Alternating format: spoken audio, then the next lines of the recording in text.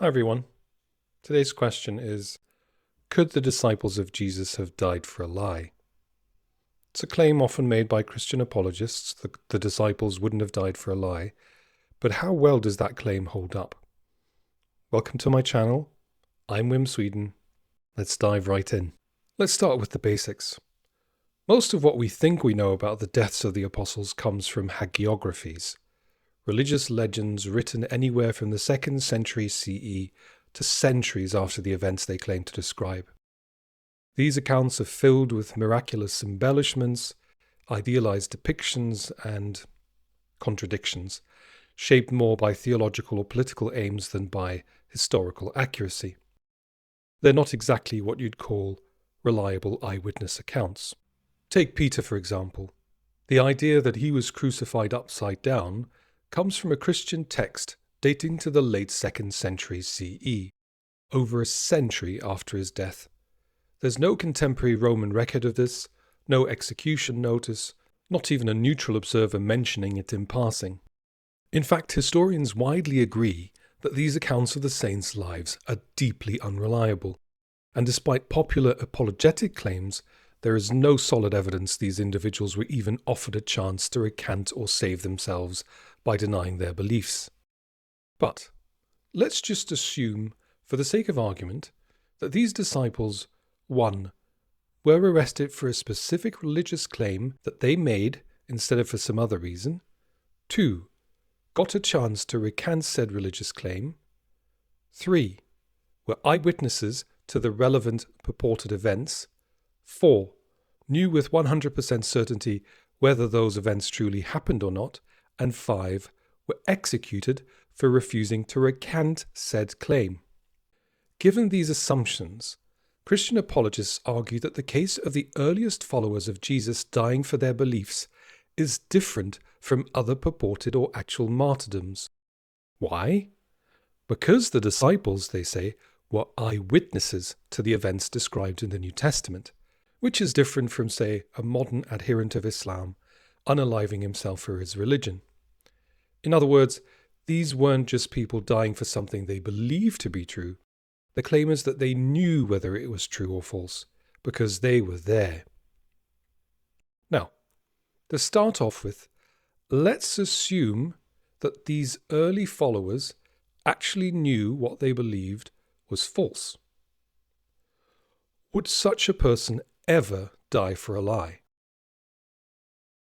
To evaluate this argument, I'd like to consider the cultural context of the time. In 1st century Palestine, honour and shame were not abstract concepts. They were woven into the fabric of society, like honour cultures today. Your reputation shaped you and your family's social standing and even economic survival. If a respected member of a group was seen as disloyal or dishonourable, it reflected on their entire family.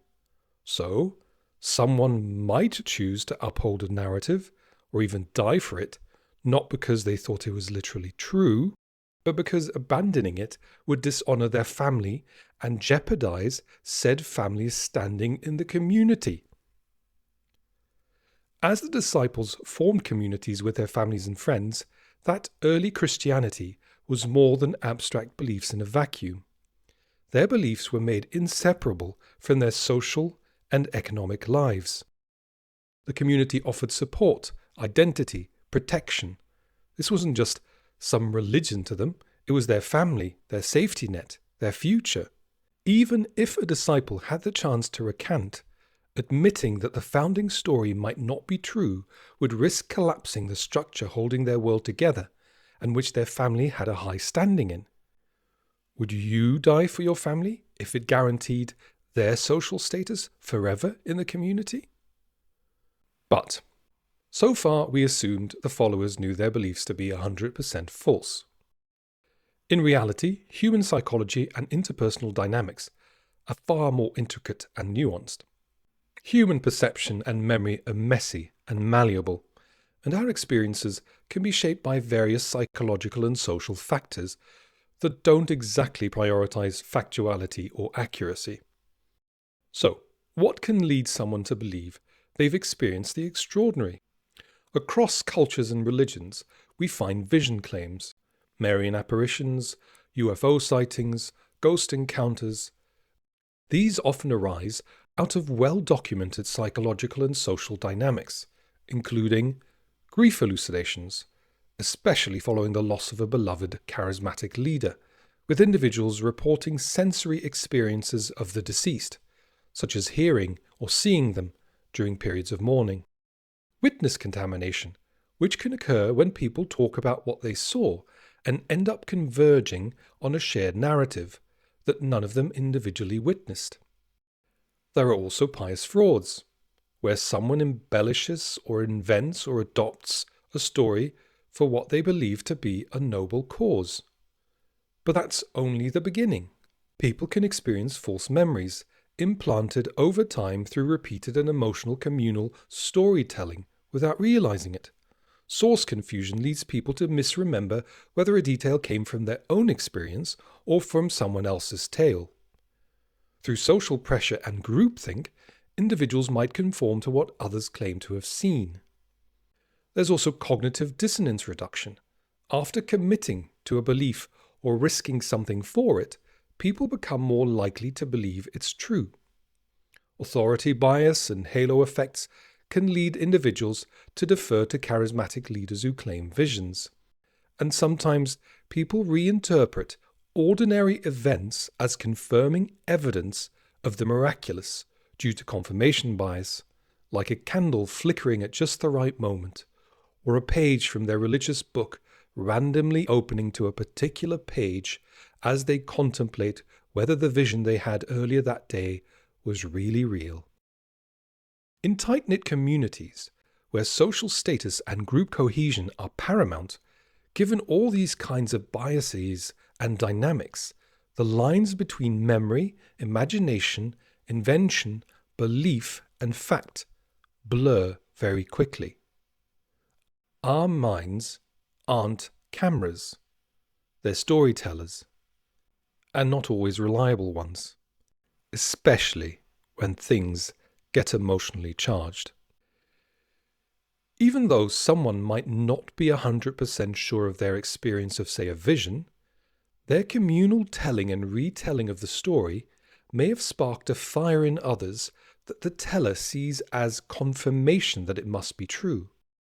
A powerful story that galvanizes and inspires others. It has its own kind of magic, or even truth, in quotes, even though you may have had initial doubts. Someone might die for such a story that had already taken on a life of its own in the group and was changing lives in ways that mattered to the group, that made their leader feel alive in their midst. They might defend the group because the group mattered. The myth becomes larger than the individuals who sustain it, and questioning it becomes tantamount to betraying one's identity, community, and purpose. People might die for a story not because it's factually true or they're 100% convinced, but because it matters. It is true for them in all the ways that really matter to them. It binds their community, it gives meaning, it gives purpose. Once it moves others, inspires action, builds identity, it becomes something bigger than the individuals who started it and who may have initially doubted or may still be harboring doubts. And once such a story gains momentum, takes root, once it's been told and retold, it becomes impossible to disentangle sincere belief shaped by collective memory and social dynamics from the historical facts, especially when these stories tend to get smoothed out, stripped of complexity and whitewashed over time, ending up with a very sanitized version, embellished version of something that was actually psychologically and socially far more complex, often even getting repurposed for later theological or political commitments. To see how complex and different early Christianity may have been from its whitewashed religious accounts, let's compare it to another charismatic religious founder and his early church, Joseph Smith, prophet of the Church of Jesus Christ of Latter-day Saints, aka the Mormons. Smith wasn't just a religious leader, He was a political force. He created his own militia, ran for US president, and governed the semi-autonomous city of Nauvoo. He was eventually arrested and killed by a mob in 1844. Mormon sources frame this as a noble martyrdom, focusing on his spiritual mission and often naming his anti-slavery stance. But secular historians show a messier warts-and-all picture. He was in jail awaiting trial for destroying a printing press that criticized his secret polygamy, marrying the wives of other men, amongst other charges. He was involved in escalating internal and external strife and intrigue, where religious, political, and personal agendas were impossible to disentangle. He died in a gunfight in Carthage jail, firing back at his attackers. The official Mormon narrative sanitizes this story, casting him as a persecuted prophet dying for his beliefs, sealing his testimony with his blood, as the Mormons say, with his followers bravely taking over the torch after his death. On the other hand, the secular records show this infinitely more complex and morally questionable series of events. But you would never know that from the sugar-coated Mormon accounts of Joseph Smith's life and death, which present a clean and devotional image of their prophet. Now, Christians might retort that Joseph Smith was obviously a fraud and a charlatan. But they can only say that because we have the contemporary secular records of what actually happened, not just the religious accounts. In the case of Jesus and his early followers, all we have are the religious accounts, similar to the ones Mormons use to defend Smith today. For early Christianity, there are no secular accounts of what happened, and the religious accounts that took shape in the early Christian community could be as far removed from reality as the martyrdom accounts of Joseph Smith are removed from what actually took place. Or even more so than the Mormon accounts, because the Mormon stories are kept somewhat in check by recorded history in photographs, newspapers, court records, and so on. However, it would be highly unreasonable for Christians to expect skeptics to provide a full reconstruction of what actually happened in the early Christian communities, when so much of the context is simply inaccessible. The lack of definitive answers is not a weakness of skepticism. It reflects the inevitable limitations of historical evidence. To treat these gaps as proof of a preferred religious narrative is to impose certainty where none is warranted, turning historical ambiguity into theological convenience. It would also be inconsistent to ask skeptics to account for every detail of early Christian history when believers themselves rely on accounts written decades or even centuries after the alleged events, filtered through layers of theology. The fact that we cannot fully reconstruct what happened doesn't make any narrative correct by default. It only underscores the need for caution and critical distance when interpreting ancient texts. In conclusion, the die for a lie argument drastically oversimplifies a deeply complex issue. It takes idealized religious stories at face value and ignores the psychological, cultural, and social dynamics that shaped early Christian communities, like any religion, reducing them to the sanitized pious portrayals found in the New Testament and hagiographies. We lack clear contemporary evidence about what the earliest disciples really believed, what they claimed to have seen, or even whether they were executed, and if so, for what reason.